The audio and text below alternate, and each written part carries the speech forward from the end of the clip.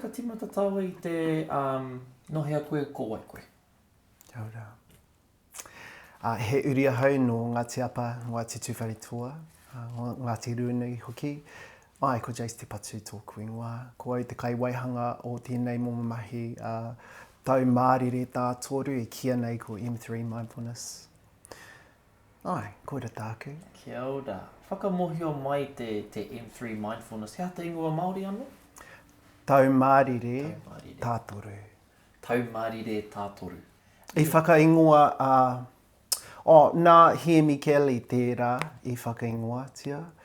And ai, ko te āhua te tau mārire, te mauri tau, ne. And kore te tino whango tēnei momo kaupapa, kia au nei. Ai.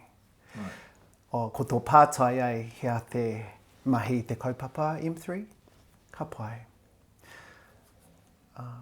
E toru ngā me I roto I te kaupapa nei ko M3, ko te me tuatahi, ko taumārire, te kaupapa, te take, e kia nei ko mindfulness, he momo ngohe, whakangungu, kia tau ai te mauri.